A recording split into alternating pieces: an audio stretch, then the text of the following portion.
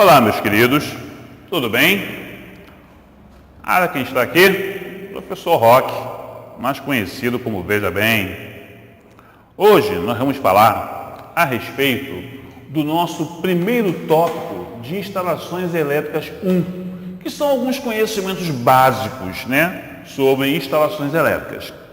Bom, para que a energia elétrica chegue na sua casa, ela não é plantada no seu quintal. Não é isso? Ela tem que vir de algum lugar. Ela tem que ser gerada em algum lugar. Então nós temos as várias formas de gerar energia elétrica. Nós temos algumas que são consideradas fontes contínuas de geração de energia, Aí nós podemos citar a hidrelétrica, que usa a força das águas para movimentar as turbinas. Nós temos a eólica, que usa a força dos ventos para movimentar as turbinas eólicas.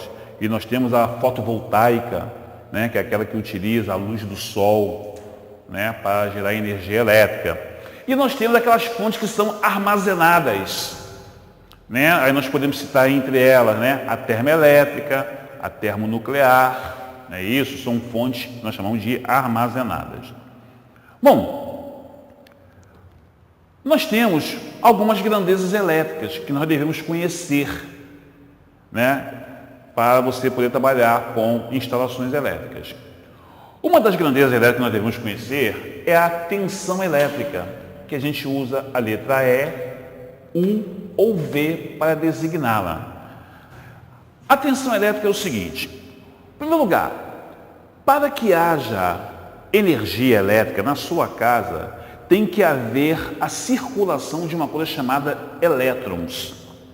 Então tem que haver a circulação de elétrons chegando até a sua residência para que você possa então utilizar a energia elétrica para movimentar, aqui não tem ventilador, aqui é ar-condicionado, movimentar lá o seu ventilador, acender lá a sua lâmpada, ligar lá o seu chuveiro. Então, só que esses elétrons, para que eles se locomovam através de um elemento condutor até chegar à sua residência, tem que ter uma força empurrando, entre aspas, empurrando. Quem é que faz isso? É a tensão elétrica. É isso, através de uma coisa chamada diferença de potencial. Não é isso? Um lado tem um potencial maior do que o outro, então vai fazer com que haja o quê?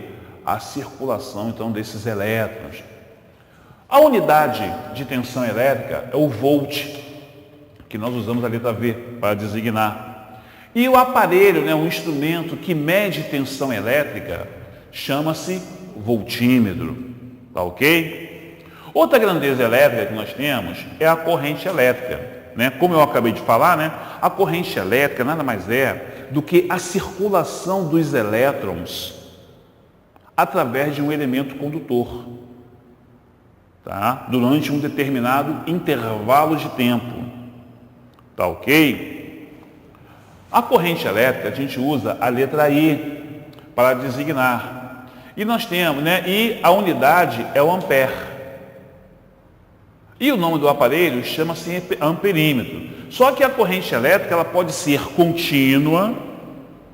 É aquela que eu tenho um polo positivo e um polo negativo. E ela tem um único sentido para se locomover. E a sua tensão ela é fixa, ela não é variável. E eu tenho a corrente alternada, é aquela que ora ela é positiva, ora ela é negativa. Agora, ao invés de eu ter um terminal positivo e um terminal negativo, eu tenho um condutor que é chamado de fase e um outro que é chamado de neutro. E a fase, que é o que dá choque, ora ela é positiva, ora ela é negativa, formando um que nós chamamos de senoide. Então essa é a corrente alternada. Nós temos uma outra grandeza chamada resistência elétrica. A resistência elétrica é o seguinte, todo material ele vai ter uma capacidade maior ou menor de deixar passar os elétrons, isto é, deixar passar a corrente elétrica. Isso nós chamamos de resistência. Os bons condutores apresentam uma resistência bem baixa, enquanto os isolantes apresentam uma resistência alta para não deixar passar a corrente elétrica. Não é isso? Já os condutores, a sua resistência é baixa para poder passar, né, facilitar a passagem da corrente elétrica. A unidade é o ohme, né, que a gente usa aquela ferradura, né, que é a letra ômega em grego, né, ômega maiúsculo em grego. E o aparelho que mede a resistência elétrica chama-se ohmímetro. Existe um aparelho que ele pode medir essas três grandezas utilizando um único instrumento, que é o multímetro. No multímetro, né, eu tenho embutido nele o voltímetro, o ohmímetro e o miliamperímetro, para medir, então, a corrente elétrica.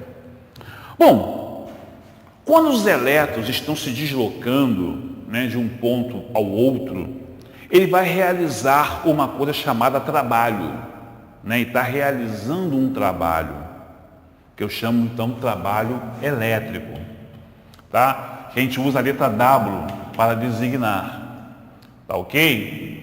Quando esse intervalo de tempo que os elétrons se deslocam de um ponto para o outro, se eu considerar esse tempo em segundos, a unidade de trabalho elétrico é o joule.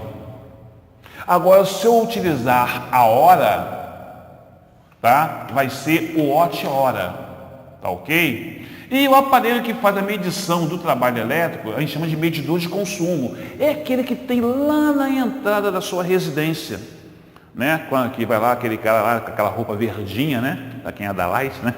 Vai lá anotar qual foi o seu consumo mensal de energia elétrica.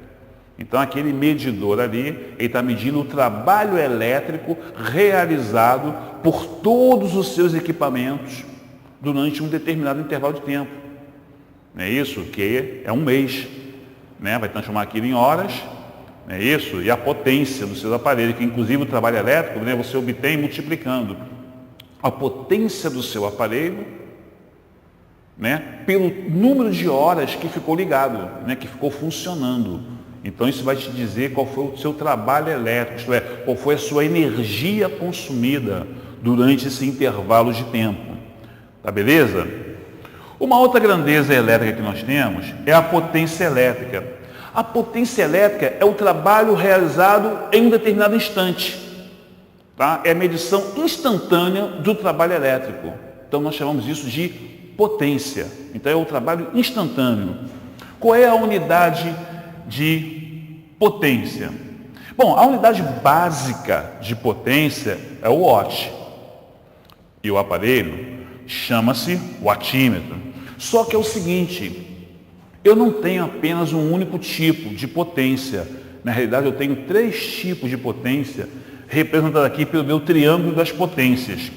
Eu tenho uma potência que eu chamo de potência ativa, também chamada de potência real, ou de potência nominal, ou de potência em RMS, né? RMS significa root mean square, né? Raiz média quadrática, né? Essa é dada em watt. Mas eu tenho uma potência chamada de potência reativa. A potência reativa é aquela que, quando a energia da concessionária ela é consumida da concessionária, ela é utilizada apenas para manter os campos magnéticos dos circuitos indutivos, os motores, né, os reatores, né, das lâmpadas fluorescentes, tá ok? Qualquer coisa que tenha bobina, que tenha indutor, né, transformadores, dos aparelhos eletrônicos. Então essa nós chamamos então de potência reativa, que ele vai consumir uma energia chamada de energia reativa. É uma que não realiza trabalho. Entendeu? E nós temos o somatório das duas. Como a potência reativa, ela não tem a mesma fase da potência ativa, ela é defasada a 90 graus, na hora que eu vou somar as duas, eu tenho que fazer uma soma chamada de soma vetorial. Vou achar a hipotenusa de um triângulo retângulo. Essa potência, então, é chamada de potência aparente, que é dada em volt-ampere. Tá ok? Depois vai ter uma disciplina que o professor vai falar mais detalhadamente sobre o cosseno deste ângulo, que nós chamamos de fator de potência. Ele vai falar a respeito dos problemas causados, quem são os grandes vilões, né, que provocam o famoso baixo fator de potência e como você consegue resolver. Fora isso, todas essas grandezas, tá, elas podem ser mensuradas através dos seus múltiplos ou dos seus submúltiplos. Por exemplo, eu não posso chegar em um lugar qualquer, qual é a tensão que eu tenho aí? 13.000 volts. Não, em vez de falar 13.000 volts, eu falo 13 kV, né? Fica muito mais técnico, né? Qual é a corrente que está passando aí? Está passando 0,004 amperes. Não, 4 miliamperes. Fica uma coisa mais técnica, né? Então, todas essas grandezas, eu posso usar os seus múltiplos, quilo, mega, giga, tera, ou os seus submúltiplos, mili, né? Micro, nano, pico. Tá ok, meus queridos? Aguardo vocês na próxima.